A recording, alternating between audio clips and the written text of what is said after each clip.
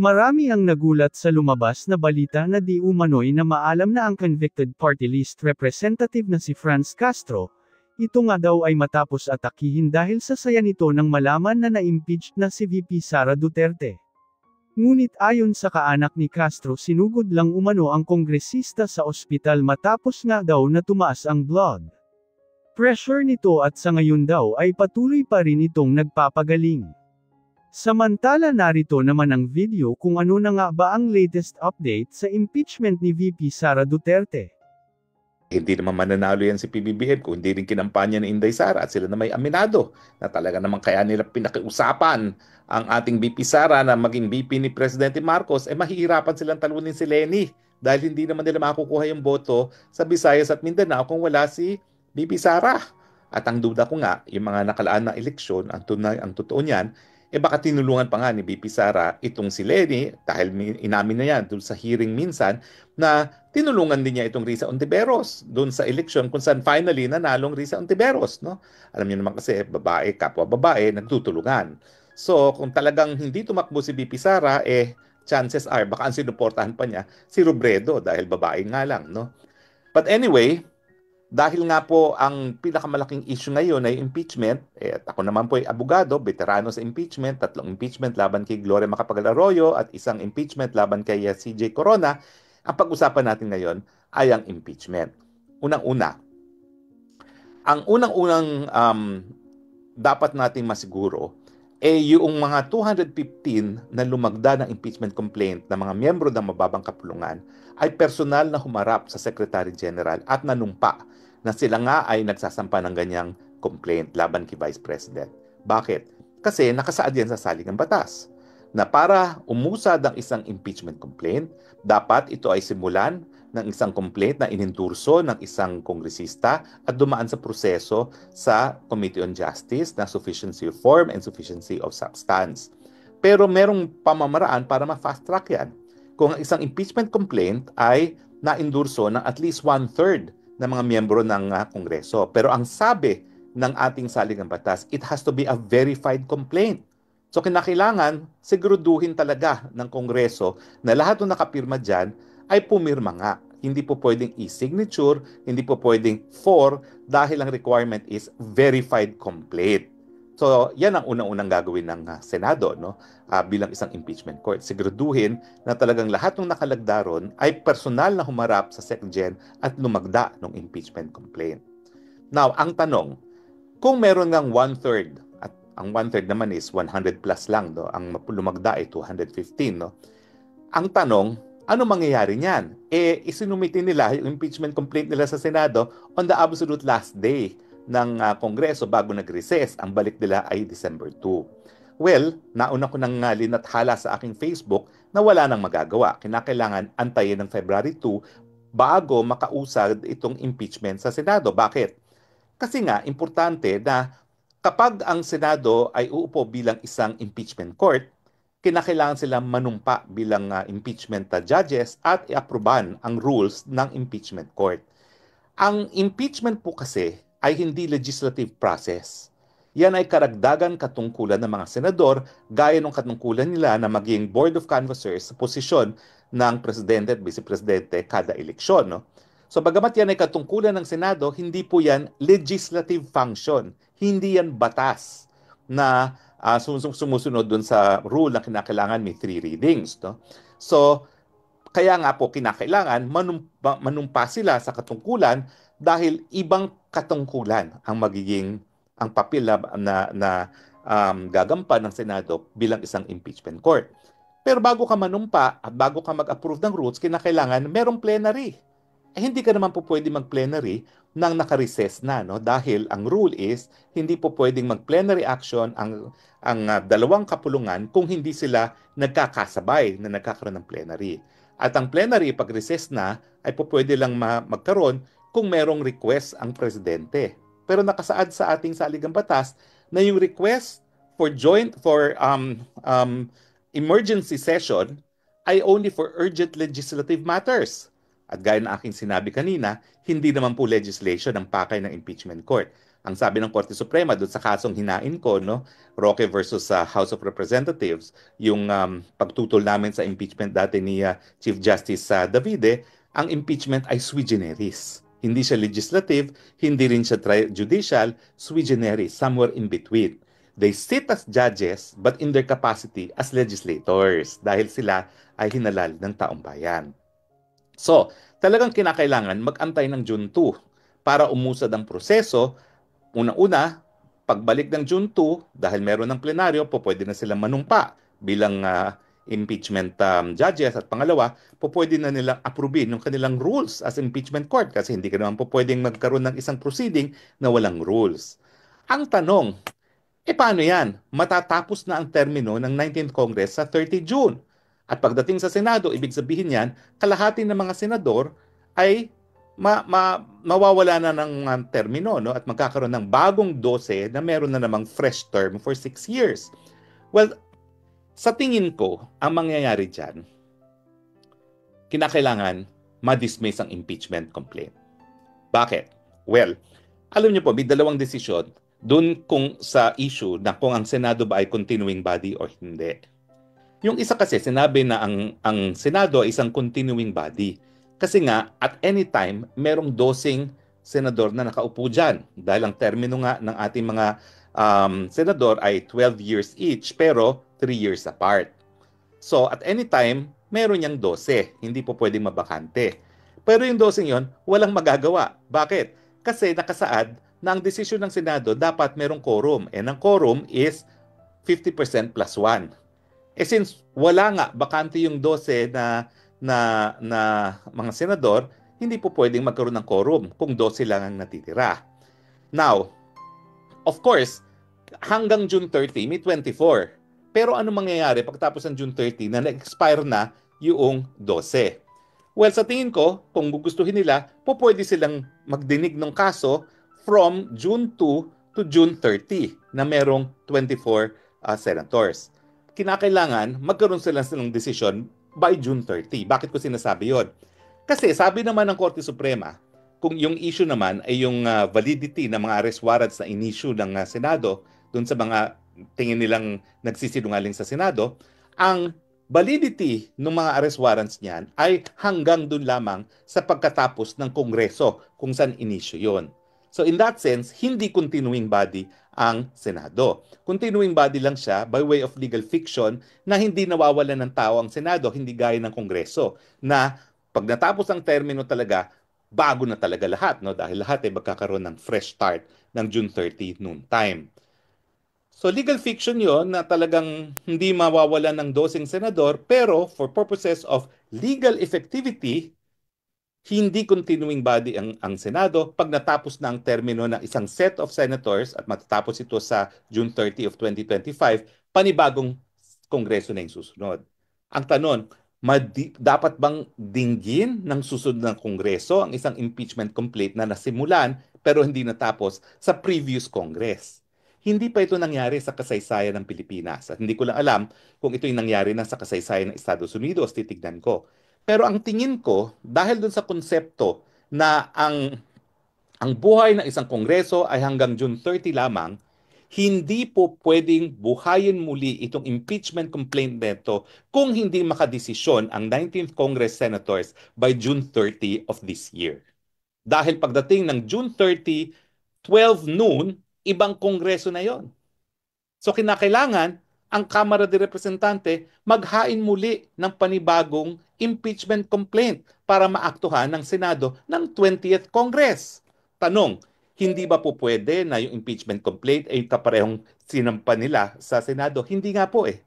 Kasi ang sabi ng Korte Suprema, tapos na yung 19th Congress Senate sa June 30 of 2025. Ang kinakailangan, mag-file sila ng bago. Ngayon, meron din tayong rules sa saligang batas na hindi po pwede na 2 beses ka magpa-file within 1 year ng impeachment laban sa isang impeachable officer. Kasi kapag pinayagan mo yun, wala nang gagawin yung impeachable officer. Kung hindi, magdepensa. Sa tingin ko, hindi na po pwedeng i-refile sa taong 2025. Dahil kinakailangan mag-antay na sila ng 2026 bago sila maghain ng bagong impeachment complaint. So, bokya talaga sa tingin ko ang Kamara de Representante. I agree with Senate President na hanggang June 2, walang magagawa ang Kongreso. Siguro during the recess, pwede nilang ayusin yung rules, pero aadapin nila yung rules pagdating ng June 2. I agree with him na po pwedeng umupo ang impeachment court ang ng 19th Congress, ang Senado, until June 30. I disagree na after June 30, the new Senate can still sit as impeachment court dahil tapos na yung Kongreso ng 19th Congress. Bago na yan. Kinakailangan mag-refile, but it cannot be done in the same year of 2025 dahil dun sa bar, one-year bar against multiple impeachment proceedings. Ang term dyan, at ito nga yung pinag-awayan namin dun sa kaso ni Chief Justice, is one-year bar against initiation of an impeachment complaint. At ang sabi dun sa kaso nga ng Roque versus sa House of Representatives, yung initiation is when it is endorsed. When it is endorsed to Congress, no? That's when an impeachment complaint is initiated. Okay? Now, yun yung initiation, pagsimula. Pero ang decision syempre kung meron ng impeachment, ay yung decision ng Kamara kung isasampa nga sa Senado. Iba pa yun. So, ang tingin ko, doomed from the beginning na itong impeachment complaint, not because of a technicality, it is because of the Constitution itself, which says na kinakailangan nga, it is an impeachment court that must sit in judgment, pero importante nating intindihin na ang Senado naman nagbabago rin as the Congress of the Philippines changes, no, from 19th to 20th. So yan po yung mabuting balita sa mga sumusuporta kay Inday Sara.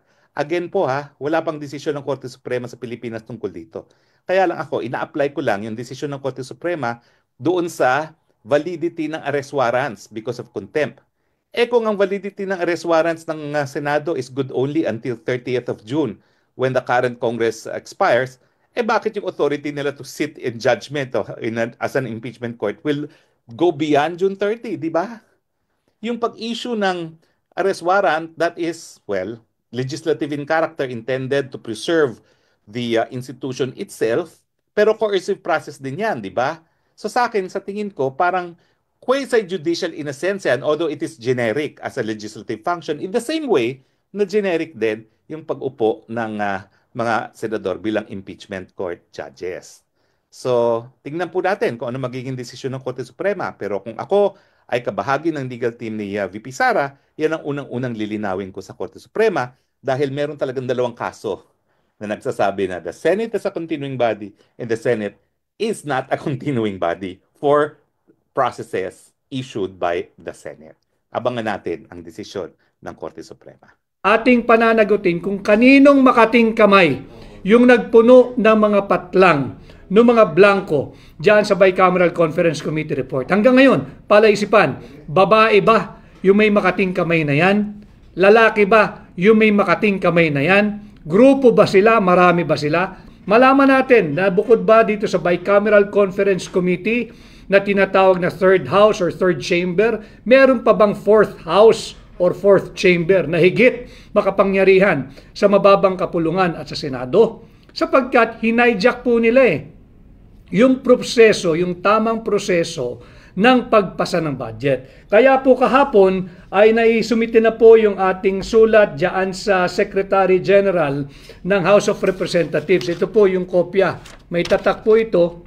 At ang tema po ng ating sulat na inihain sa Secretary General ng House of Representatives, hinihingi po natin yung komposisyon o yung pangalan kung sinong bumubuo nung sinisisi nilang technical working group o technical staff ng mga House of Representatives Committee on Appropriation. Bakit po ito mahalaga?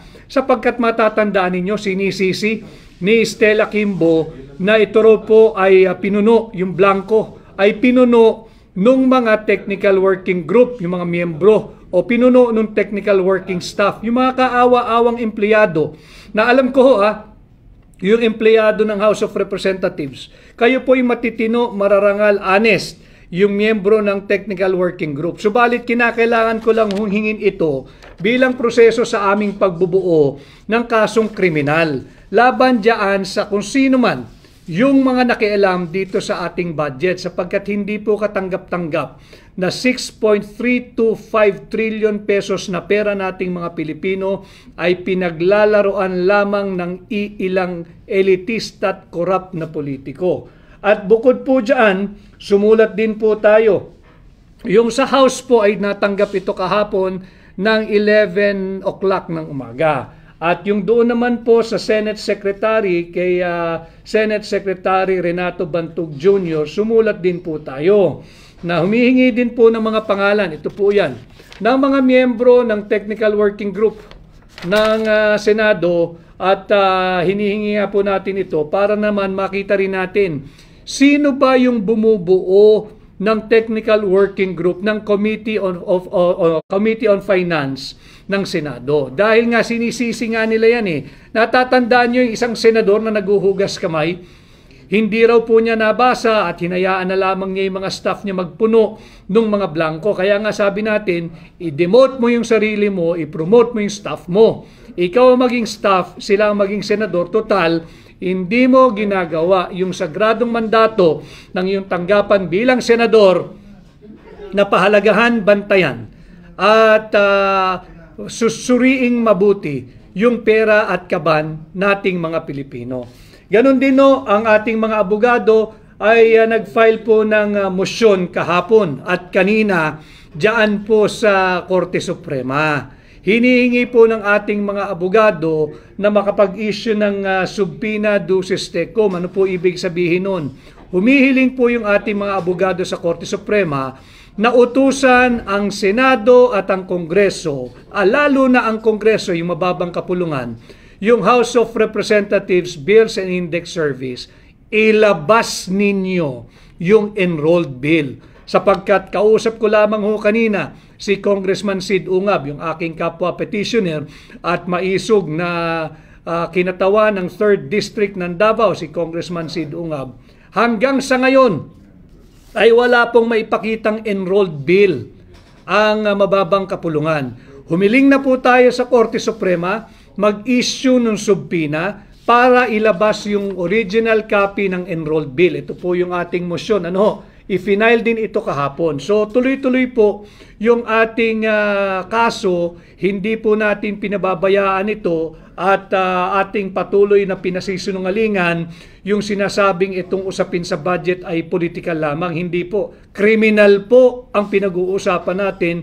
Hinahanap natin kung sino yung maaari na nating kasuhan ng criminal case sapagkat isa pong falsification of legislative document, isa pong usurpation of legislative authority, ilan lamang po ito bukod pa sa violation of RA 319, yung tinatawag po nating anti-graft law, ang ginawa nila dito sa hindi makatarungan at unconstitutional na pagpasa ng ating 2025 budget. Binabalik ko po ang usapin sa budget sapagkat ito po ang tunay na issue, hindi po yung impeachment. We're going to tackle as well the impeachment. At kanina nga nagpahayag na si Vice President Inday Sara Duterte, God save the Philippines. Tama po yun, God save the Philippines at kayo po ay katulong natin sa paglalaban dito sa maanumalyang ginagawa nila sa Pilipinas.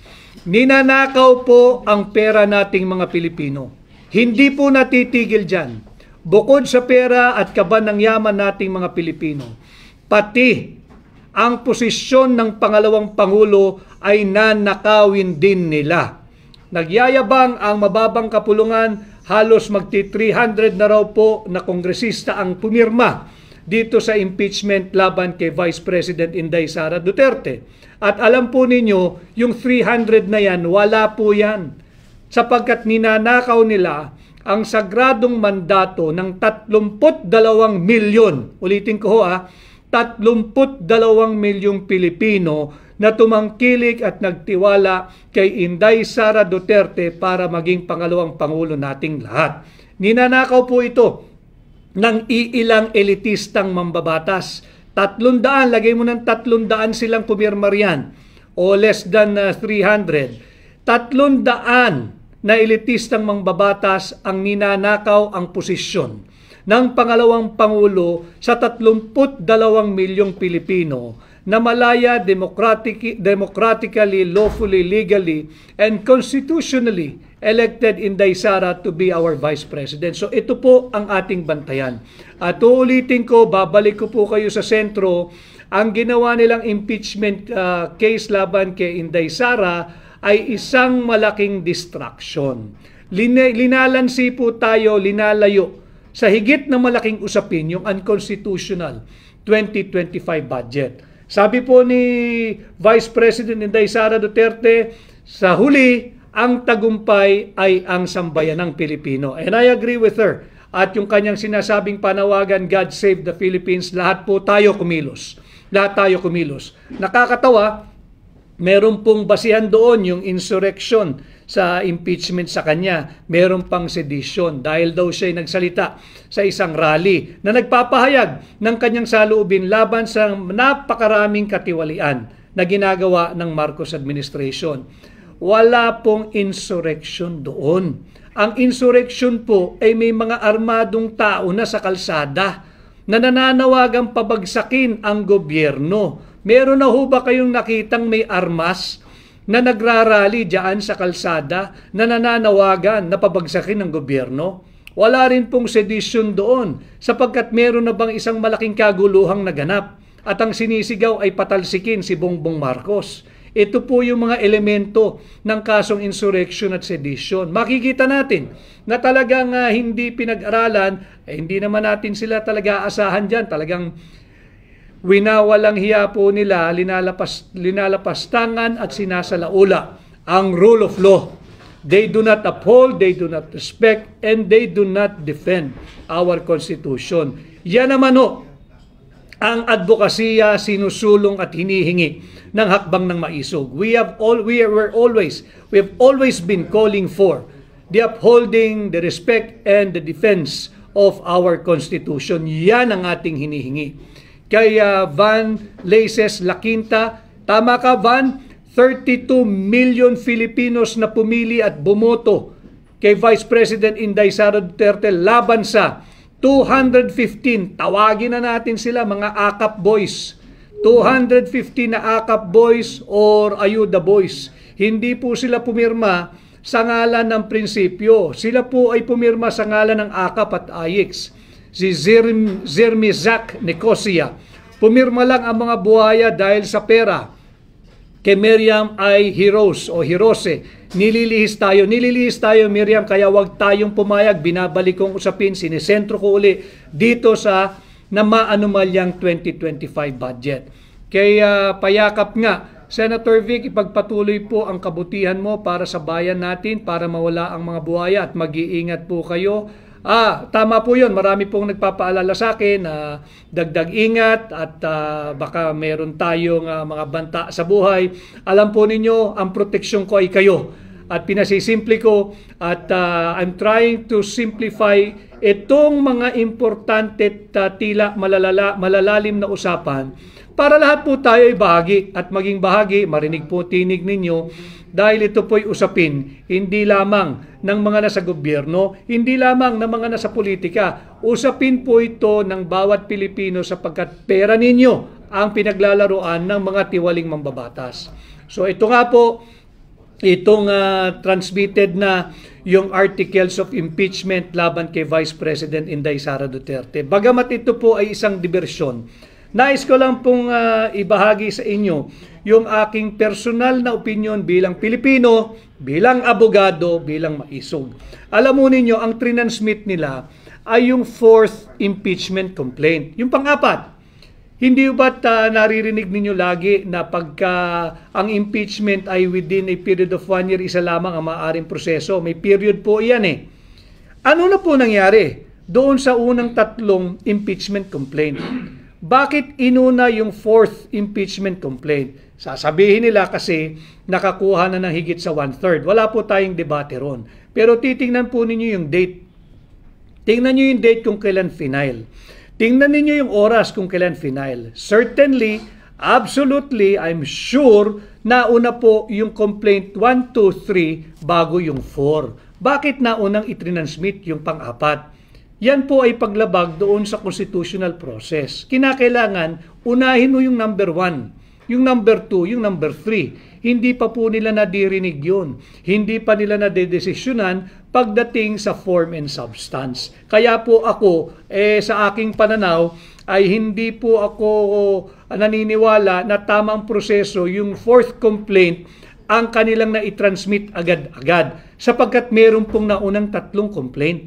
Kinakailangan muna kanilang tapusin at bigyan ng tamang disposisyon yung complaint 1, 2, and 3 bago ninyo talakayin yung 4th. But be that as it may, na-transmit na nga po ito sa Senado. Ang akin lamang, tinatama lang natin yung proseso. Ako'y naniniwala na hindi tamang nauna yung 4th complaint. 4th nga pang-4 nga Anong nangyari sa complaint 1, 2, and 3? Malinaw sa ating saligang batas.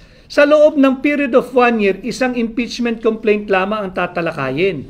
Meron pa hong 1, 2, 3 bago yung 4 Bakit yung 4 ang inuna? Tinalunan yung 1, 2, and 3. Nauna po sila pagdating sa oras, pagdating sa petsa. Dapat inuna ho muna yung 1, 2, and 3. Again, babalik tayo. Ito po'y malaking diversyon para mawala ang init, para mawala ang usapin dito sa maanumalyang 2025 budget. Kaya binabalik ko po ang usapin dyan.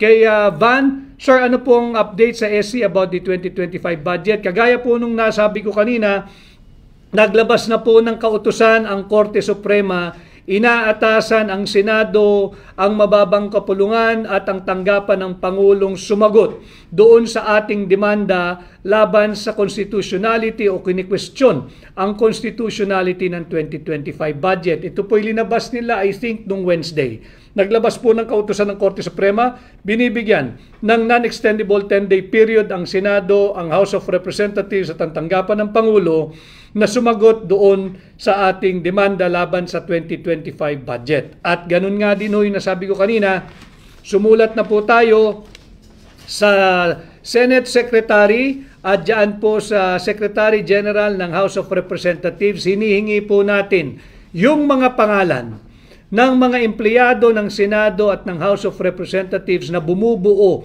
doon sa tinatawag na Technical Working Group o yung Technical Working Staff. Para nang sa ganon, mabuo po natin yung ating pagbibuild up ng kaso at masampahan na po natin yung mga pumirma ng blankong Bicameral Conference Committee report at kung kaninong makating kamay yung nagsulat ng mga halaga doon sa patlang o blanko na iniwanan po ng mga miyembro ng Bicameral Conference Committee. Pananagutin po natin yan.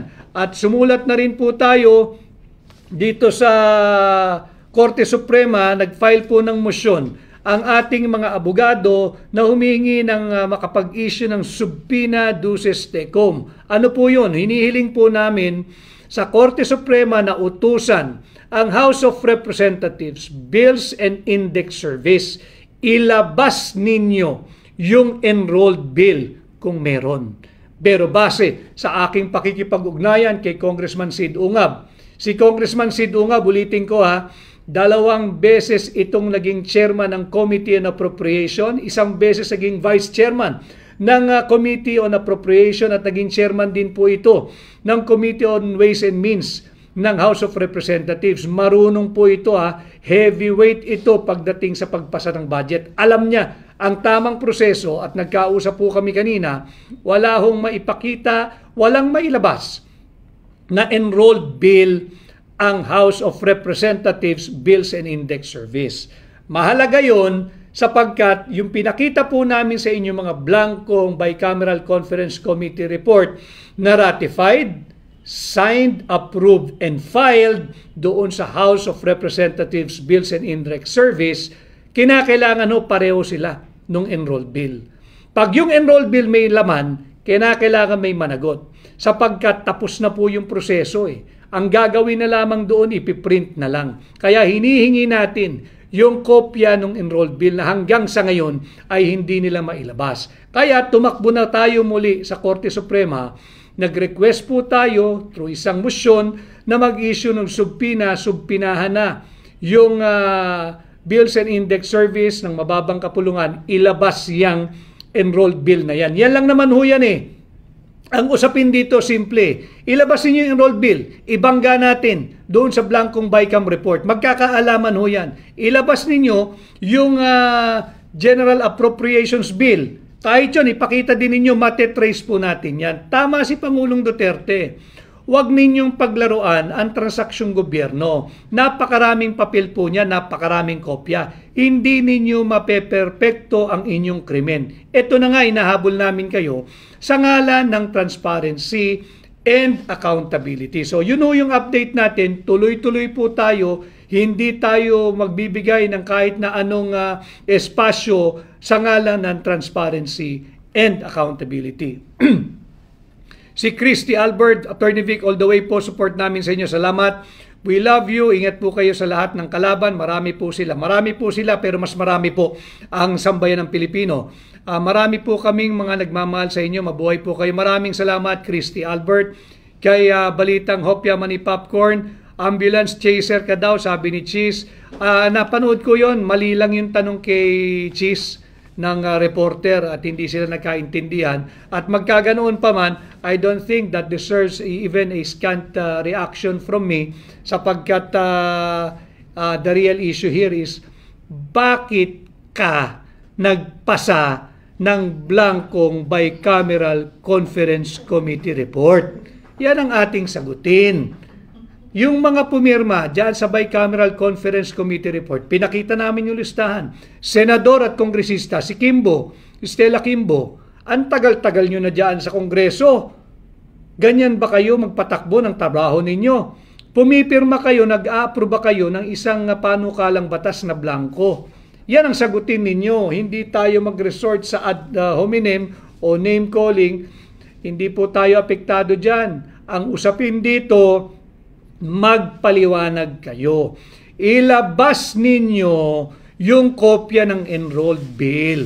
Pabalik-balik na kayo dyan sa Senado, pabalik-balik na kayo dyan sa Kongreso, nagkaugat na kayo dyan, umugat na yung inyong incompetence, nagpapasa pa rin kayo ng blankong final, ratified, signed, approved, and filed Bicameral Conference Committee Report. Mahiya naman kayo sa sambayan ng Pilipino. Gampanan naman ninyo yung sinumpaang tungkulin ninyo bago kayo pumasok dyan sa trabaho bilang mangbabatas. Ito ho yung usapin ngayon, itong articles of impeachment na transmitted na sa Senado, alam ho ninyo, distraction malaki. Gusto nilang wag nating pag-usapan yung budget, bulilyaso po sila, na-corner sila, huling-huli po sila.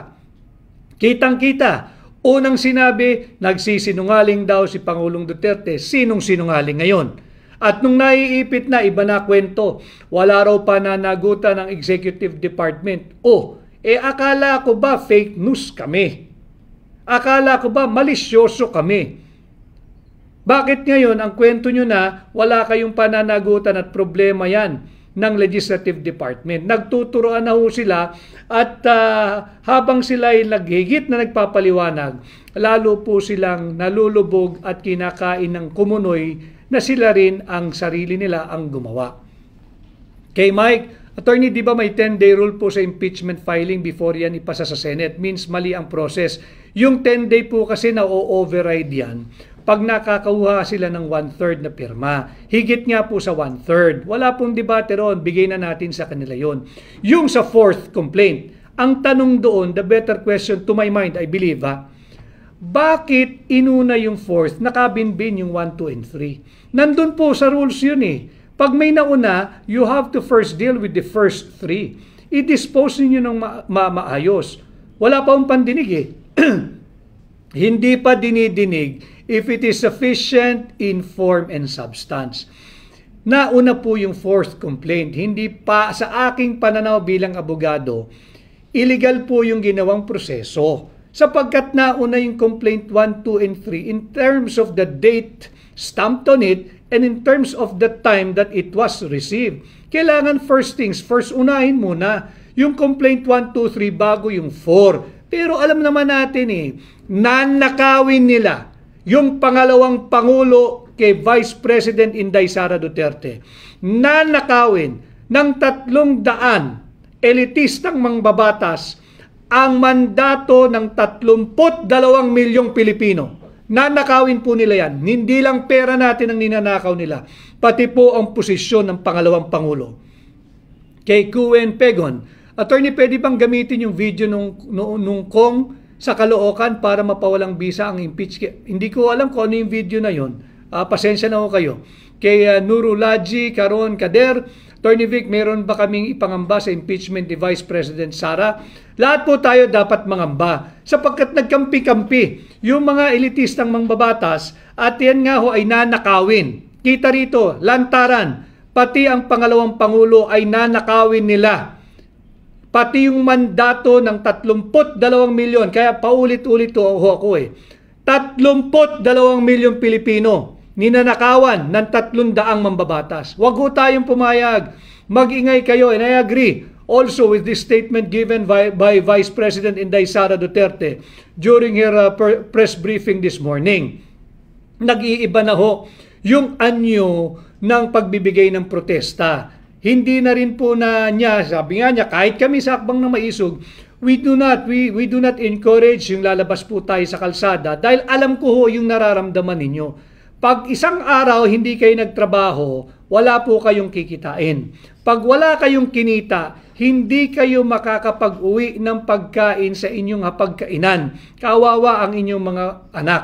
Kawawa ang inyong pamilya, magugutom at hindi nyo matutugunan yung pataas sa presyo ng kuryente, presyo ng bigas, presyo ng krudo, presyo ng lahat, pati pambaon ng mga bata. Kaya naunawaan natin, sumali po kayo sa mga matatalinong diskursong ginagawa sa social media. Napakarami pong nagbibigay ng kanilang pananaw. Piliin lang po ninyo yung nagbibigay ng tamang impormasyon. Akin po dito, yung aking pakikipag-ugnayan sa inyo, hindi man po ako vlogger, hindi man po ako miyembro ng tinatawag nating new media, ako po'y ginagawa ko ang aking alituntunin bilang Pilipino, abogado maisog, bilang aking ambag sa nation building, na pasimplihin yung malalalim at importanteng usaping panlipunan para lahat po kayo ay maging kabahagi. Ipahatid po ninyo ang inyong opinion. Hindi ho kinakailangan sumang-ayon kayo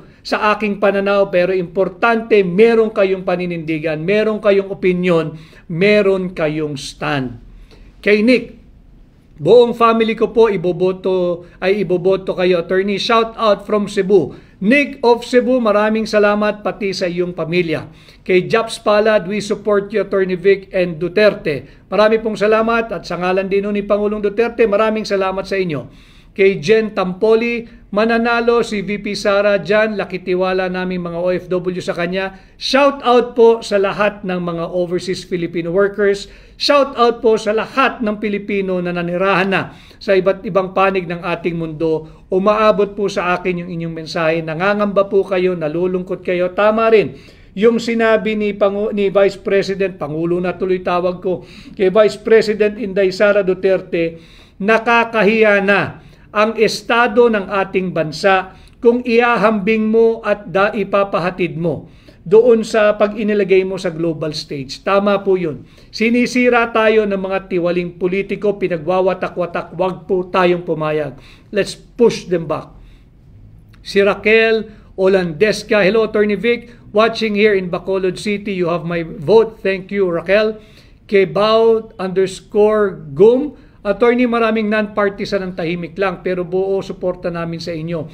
Maraming salamat. Alam mo ninyo yung ginagawa natin dito. It's more than campaigning. It's a continuation of the advocacy of Akbang ng Maisog, calling for transparency, accountability, peace, and security. And here we are. Wala na po tayong kapayapaan dahil yung mismong gobyerno nagtutulak ng hidwaan. Hidwaang politikal, pinagwawatak-watak ang pamilyang Pilipino, pinagwawatak-watak tayong Pilipino, ang mamamayang Pilipino. Kaya nga po tayo nagkakaroon ng ganitong diskurso. Yung blanco po 28 items po mga kababayan. 28 items ang iniwan nilang blanco. Bungi. 28 items ang iniwan nilang bungi doon sa signed final report ng Bicameral Conference Committee. Ano po ang significance noon? Dahil po kini-question natin ang dokumentong ito, ang kinakailangan lang gawin ng House of Representatives Bills and Index Service, ilabas ninyo yung original copy ng enrolled bill. Ilabas ninyo. Pakita ninyo sa mamamayang Pilipino at kami ang mag-i-scrutinize. Kami ang kikilatis, kami ang titimbang kung totoo yung pinakita ninyo. Kahit wag na sa mamamayang Pilipino, bigyan nyo ng kopya yung mga mambabatas. Bigyan nyo ng kopya si Congressman Sid Ungab nung enrolled bill. Marami na hong media outfits na nag-request, hindi binibigay.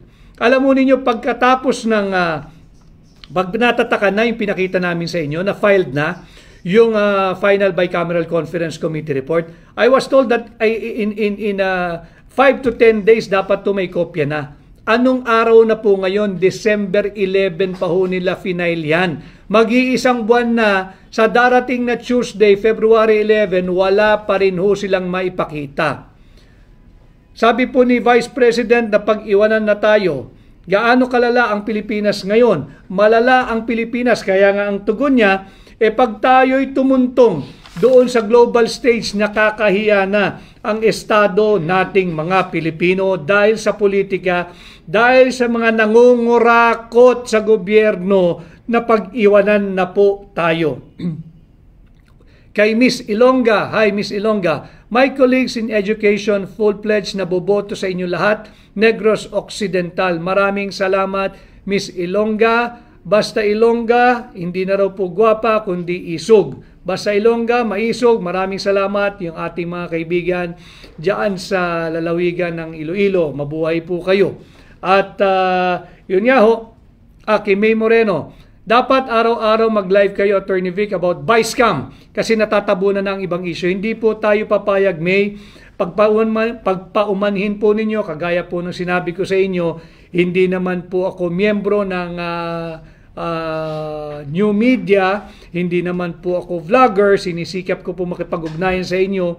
Basta't po na libre ang ating schedule, ako po ay makikipag-ugnayan sa inyo. Sisikapin ko po everyday, but hindi ko po may pangako sapagkat alam naman ninyo, bilang formal at official na aplikante ninyo bilang senador, ako po umiikot din at ang dami ko rin kinakaharap na mga kinakausap everyday, but mahalaga po sa akin na makapag-ugnayan sa inyo, kaya pinipili ko rin po yung ayoko makaabala sa inyong trabaho, sa inyong hanap buhay, sa inyong eskwela, sa inyong pamamasada, kaya po pinipili ko rin po yung oras sa tingin ko ay medyo libre ho kayo para wala naman din akong maagaw na oras at panahon ninyo. So yun ho ang ating napag-usapan. Maraming salamat kanina doon sa Central Luzon Balita kay Miss Alma. Ako po ay inimbitahan sa kanilang programa, yung Publishers Association of the Philippines Incorporated or PAPI. Maraming salamat kay Mang Johnny na kanila pong godfather dyan sa PAPI. Mabuhay po kayo and I hope to see you very very soon.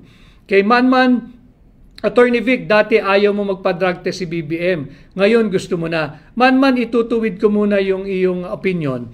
Hindi ko sinabing ayaw ko siyang magpa-drug test. Ako ang nagpakita ng kanyang resulta na negative drug test noong 2021 November. Ako yung nagpakita. Hinatid ko yan sa PIDEA, hinatid ko yan sa NBI, hinatid ko yan sa PNP, sa Camp Crame. Patuloy yung usapin na siya ay gumagamit di umano ng illegal na droga at pati yung aking ipinakitang resulta ay kini-question na ako raw ay bahagi ng panlilinlang at naki-question din ang aking kredibilidad at integridad. Kaya nga ang sabi ko, para matapos na yan, sumailalim na siya sa isang open, fair, transparent, and credible hair follicle drug test. Tuldukan na yung isyong yan. Pero narinig naman ninyong lahat.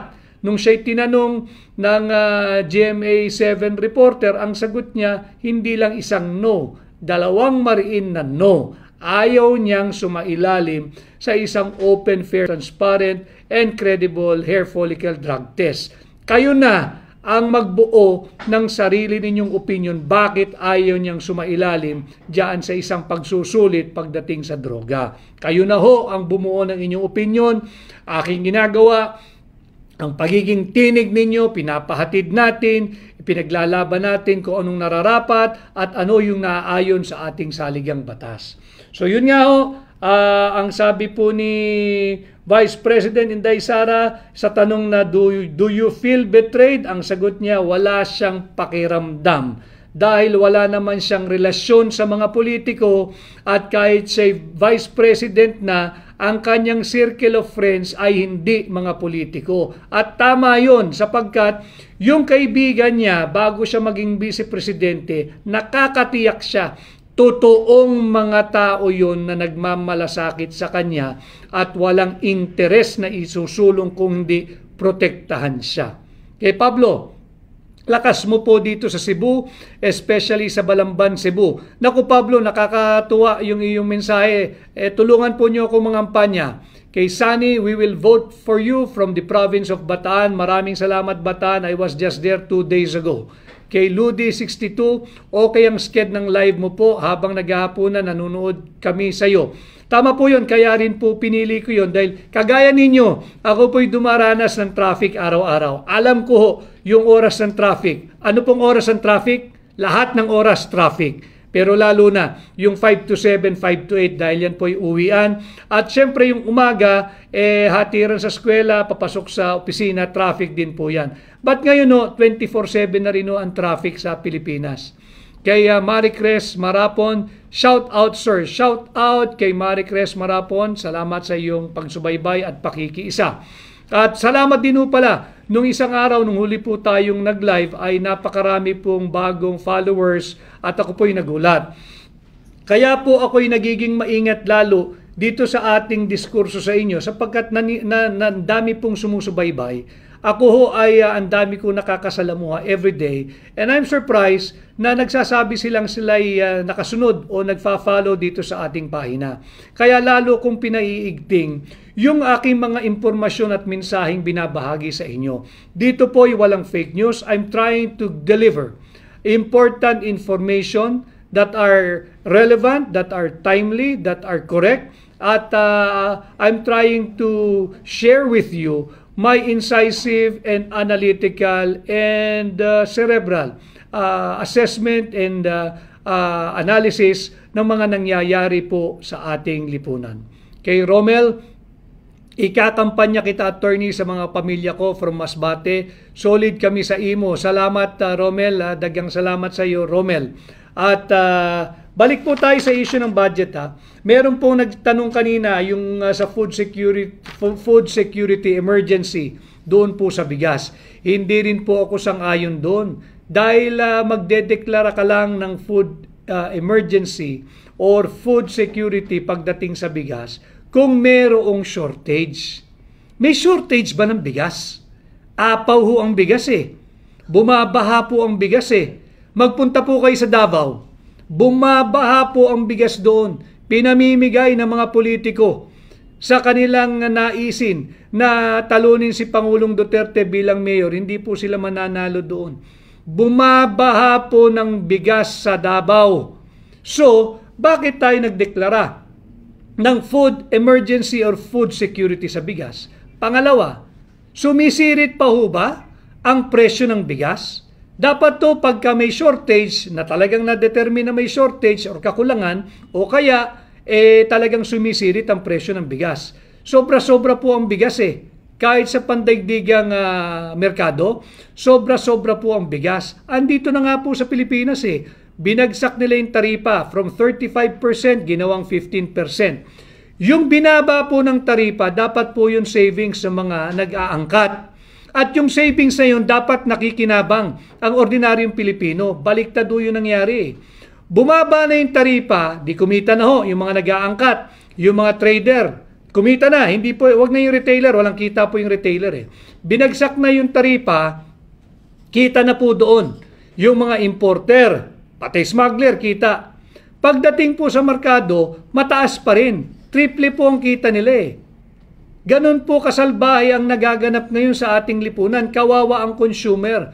Lalong naghihirap ang mahihirap. Wala pong food security sa bigas dapat. Bumabaha po ng bigas. Ang dami pong bigas. Parte po yan ng pinamimigay nilang ayuda. Yung mga tiwali sa gobyerno, bigas.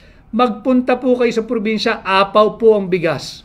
Kay James, kinakampanya po kita dito sa Lanao del Norte, sir. Thank you, Sir James, sa iyong pangangampanya. Kailangan ko ang tulong ninyo. Pangampanya po ninyo ko sa inyong pamilya, sa inyong kamag-anak, sa inyong kaibigan, sa lahat ng Pilipino sa mampanig na mundo. Alam ko, yung ating mga kaibigan na overseas Filipinos, kayo po'y tumutulong sa akin. Maraming salamat po.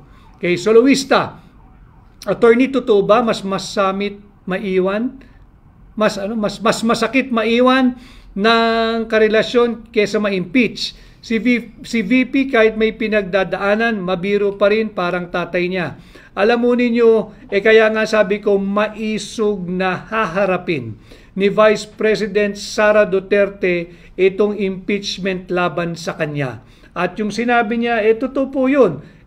Wala nga raw po siyang emosyon pagdating sa mga nakilala niya at nakakasalamuhang patuloy na politiko. Hindi dahil hindi niya sila kaibigan, kundi she's maintained. And yun po ang intensyon niya, layunin niya, ang kanyang kaibigan, nung wala siyang pwesto, nung hindi siya Vice President, ay kaibigan pa rin niya hanggang ngayon. Gano'n naman po talaga Hindi po siya Nokia.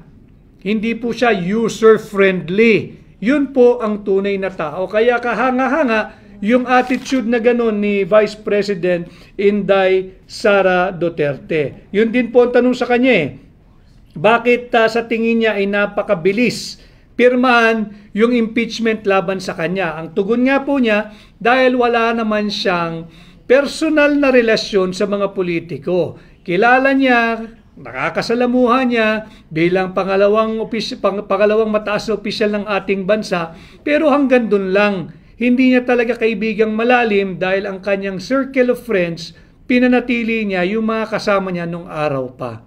Kay Pepe_Pacheco the 5th or V, sino po ba ang presidente ng Pilipinas, Attorney Vic? Si BBM po ba o si Romualdez? Alam mo ninyo, ako hindi ko rin alam. Ako rin hindi ko alam. Hindi ko alam. At ang alam ko lamang, masasagot ko kayo, nung ako'y naglilingkod pa sa pamahalaan, maraming nag-aastang Pangulo, wala namang mandato kahit isang boto. Maraming feeling Pangulo, wala namang mandato bilang Pangulo. Samantalang yung may mandato na maging Pangulo, hindi naman ginagampanan yung trabaho ng kanyang opisina. Doon tayo nagkakaproblema. So, yun ang ating pinag-uusapan, budget. Itong illegal, immoral, invalid, criminal, and unconstitutional 2025 budget, wag po tayong malilihis dyan.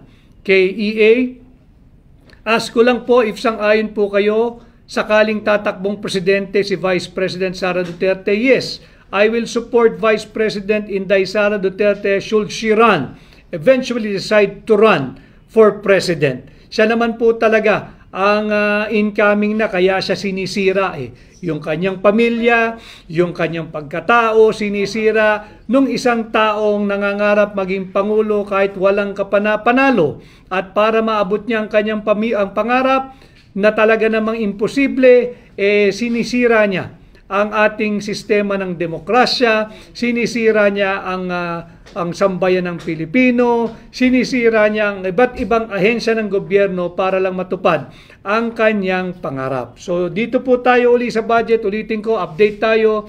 Tayo'y nag-file ng motion for issuance of subpoena duces tecum. Ibig sabihin po, tayo po'y nagre-request sa Korte Suprema, subpinahan ang House of Representatives Bills and Index Service, na i-file na po ito kahapon at kanina. At hinihiling po natin na i-produce yung enrolled bill. Huwag po ninyong kakalimutan na enrolled bill. Iba po yung BICAM report sa enrolled bill. Mahalagang ilabas yung enrolled bill, ating pananagutin kung sino nagsalaula sa ating 2025 budget. Humihingi po tayo na mag-issue ng subpoena. Malaking bagay po ito pati sa mga maestrado ng ating Korte Suprema, sapagkat dadali po yung kanilang trabaho at makikita nila na itong 2025 budget is nothing but a fruit of a very poisonous and erroneous legislative process. Dapat ito'y ideklarang unconstitutional. Queen Birth, You hate corruption pero the answer to that is transparency. So bakit ayaw ng SALN reveal? Liar ka. Si Queen Beach, hindi po, mali lang yung pagkakaintindi mo. I am all for the filing of SALN. Ayaw kitang tugunan ng bintang mo sa akin dahil dito sa aking pahina, welcome lahat. Sabi ko nga kahit hindi kayo sang-ayon. Ang sabi ko, ayaw kong ilathala o i-publish ang SALN ng mga nasa gobyerno. Ako'y wala pa sa gobyerno. Pero ang aking sagot, pabor ito sa mga nasa gobyerno. Pati mga korap. Ayoko po tutol ako na ilathala o i-publish. Bakit? Iaharas po yung pamilya ng mga yan. You're going to put them in harm's way. You're going to endanger their safety. Si Queen Beach, ikaw ba'y payag ka? Ilathala mo yung income tax return mo. Publish mo. Diyan, i-publish mo sa pahayagan, payag ka. I-publish mo sa social media, payag ka. Hindi ko sinasabing hindi ka nagbabayad ng iyong buwis. Malamang nagbabayad ka. Pero payag ka ba na i-publish o isa publiko yung iyong income tax return, whether malaki yan or whether maliit yan?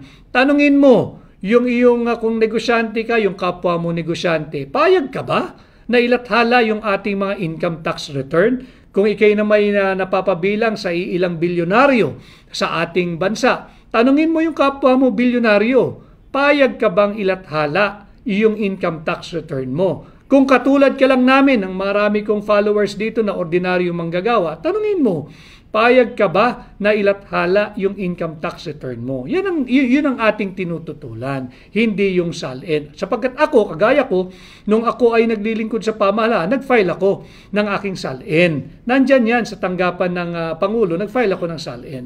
Kaya Rogeline, Attorney Vic, we support you from Tacurong City, Sultan Kudarat. Maraming salamat, maraming salamat. At yun nga yung sinabi ko, mahalaga, pag-usapan natin yung budget. Alam mo ninyo, kaya nila tinatago yung usapin ng budget. Napapaya sila. Una, sinabi nila, sinungaling si Pangulong Duterte, kinain nila yung kanilang bintang. Sinabi nila na kami raw po ay nagsisinungaling, kami raw po ay fake news at kami malisyoso. Kinain nila lahat ng sinabi sapagkat nagsampa kami ng kaso. Pero higit sa lahat, tinatago po nila yung usaping ito sapagkat ayaw nilang malaman ng mga creditors ng Pilipinas, foreign and local creditors, na may problema yung budget. Bakit? Hindi po sila basta-basta papautangin. Bakit? Wala pong magpapautang ng kahit na magkanong halaga kung walang kasiguruhan na ikay mababayaran. At pag nadeklarang unconstitutional itong 2025 budget, hindi sila basta-basta makakautang. At pag hindi sila nakautang, wag po kayo mag-alala. Hindi naman po tayo magbebenepisyo pag sila'y nakautang eh. Pag hindi sila nakautang, hindi mapopondohan yung kanilang akap. Hindi mapopondohan yung kanilang AIX, hindi mapopondohan yung kanilang unprogrammed appropriation o yung pork barrel. Yan ang kanilang pangamba. Kaya linulubog nila pati yung mga tiwaling traditional media. Hindi binabalita itong usaping ito, ginagamit yung impeachment ni Inday Sara bilang panakip sa higit na malaking usapin itong napaka-anomalyang 2025 budget. Huwag po tayo magpapalihis. Ito ang tunay na usapin, ito ang tunay na usapan. Balik po tayo sa sentro, ito ang ating hindi titigilan. Kay Ray Ladista, go attorney, love you watching from Dapitan City, Zamboanga del Norte. Maraming salamat Ray at sa mga taga Zamboanga. Mabuhay po kayo. So ito po yung ating usapin. Huwag po tayong lilihis. Tinatago nila.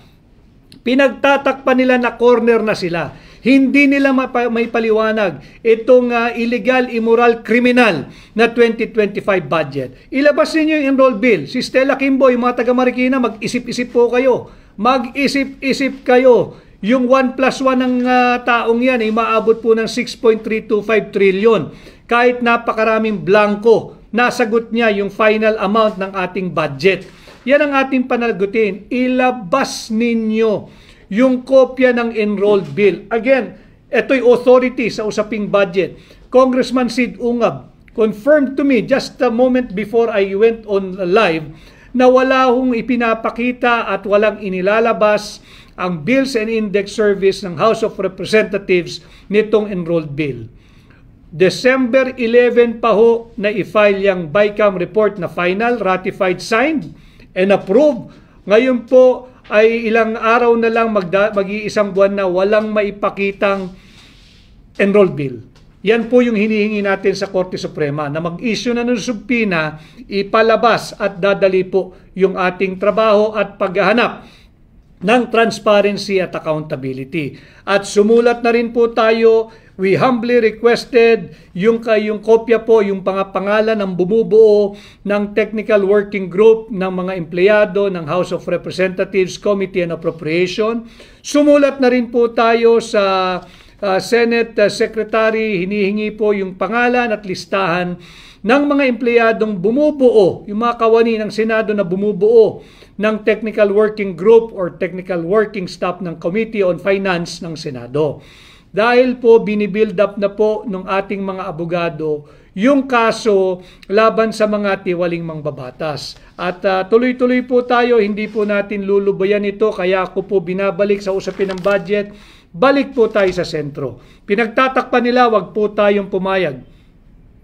Andrea May 218, hindi duwag, hindi sunod-sunuran at matapang. Go Attorney Vic, maraming salamat Andrea. Tayo po ay Pilipino abogado maisog at ginagawa ko ito'y para sa inyo.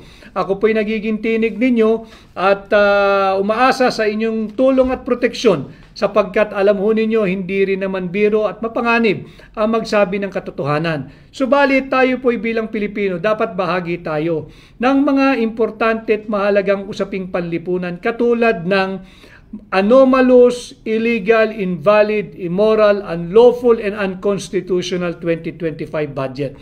Huwag po tayong magpa-distract. Hindi po usapin talaga ang impeachment laban kay Inday Sara. Ito po'y ginagamit nila panglihis. Dito sa na-corner sila, nahuli sila, huling-huli. 28 blankong item diyan sa BICAM, iniwan po nila. At sino yung makating kamay na naglagay ng halaga? Yan po yung ating usapin. Unconstitutional po ito. Ayaw nilang pag-usapan. Natatakot sila. Bakit? Alam na po ng iba't ibang business group. Pinag-uusapan na po how they mangle the 2025 budget. Alam na ito naman, na Makati Business Club. Alam nila ito. At itinatago nila ito sa ating mga creditors. Dahil magkakaproblema sila pag nagkaroon ng pangamba yung creditors, hindi sila makakautang basta-basta. Bakit naman sila nangangamba na hindi sila makautang? Gagamitin na naman yung dahilan. Kasi raw po destabilizer tayo. Paanong destabilizer? Kayo ang gumagawa ng maanumalyang budget. Nahuli lang namin kayo. Walang destabilizer na kumikilala sa supremacy ng ating saligang batas. Walang destabilizer na tumatakbo sa Korte Suprema at humihingi ng karampatang lunas sa ginawa ninyong unconstitutional, criminal, unlawful, invalid 2025 budget. Wala akong ganung destabilizer. In fact, kami sa Hakbang ng Maisog, we have always advocated for all those in the government at lahat ng Pilipino to uphold, defend, and respect our Constitution. Kayo, yung mga tiwaling mangbabatas, ang walang respeto at pagkilala sa ating saligang batas. At yung mambabatas na ginagawang mangmang ang sambayan ng Pilipino na ito raw po'y ministerial duty lamang, paano naging ministerial duty ang halagang 241 billion pesos? Paano naging ministerial yan? Sige nga, ipaliwanag mo. Bakit hindi mo ilabas yung enrolled bill? Huwag mo kaming gawing mangmang. Hindi ka naman din ganun katalino kung tratuhin mo kami. Ginagawa mo kaming mangmang. Ikaw ay empleyado namin. Ang sahod mo, sahod lang salary. Hindi kasama yung kurakot at korupsyon mo. Galing yan sa buwis ng sambayan ng Pilipino. Puntahan natin luho mo. Yung luho mo, yung bag mong milyong-milyong pisong halaga, galing yan sa pera ng Pilipino. Buwis namin yan. Yung mga mamahali mong relo, buwis namin yan. Yung bag mo na nagkakahalagang 3 milyon, 5 milyon, pangarap na yan ng ordinaryong Pilipinong magkaroon. Magkaroon man lang ng 3 milyon, 2 milyon bago pumikit ang kanilang mata dito sa mundong ibabaw para meron silang maiwan sa kanilang mga mahal sa buhay. Ikaw bag lang, napakaswerte mo naman. Hindi swerte tawag doon. Napaka-corrupt mo naman. Pera ng Pilipino ginagamit mo. So muli po, ang issue natin, budget ha. Ating suportahan, ipagtanggol. Hindi lamang si Vice President Inday Sara Duterte, kung hindi, ang 32 milyong Pilipinong tumangkilik sa kanya at ginawa siyang Vice Presidente. Ating protektahan at ipagtanggol ang 32 milyong Pilipino who lawfully, legally, constitutionally, and democratically elected Inday Sara to be our Vice President. Huwag po nating hayaang patuloy ninanakaw ang pera nating mga Pilipino. Huwag rin po natin lalong pahintulutan na pati ang pangalawang Pangulo ay nanakawin sa atin ng iilang tiwali at elitistang mangbabatas. 300 lamang po ito higit kumulang. Ang bumoto po kay Inday Sara ay 32 milyong Pilipino. Atin po itong protektahan. Muli ho, maraming salamat. Ang akin pong numero uli ay number 56. Madali pong tandaan, 56. Hindi po ito yung 56 na pautang. Hindi po ito yung 56 na pabigat. 5656, isang investment para sa isang tunay, maisog at totoong oposisyon sa Senado. Atin pong babantayan ang ating budget. Lalabanan po natin ang mga korap. Tulungan po ninyo ako mangampanya, number 56, bilang senador ninyo, Attorney Vic Rodriguez.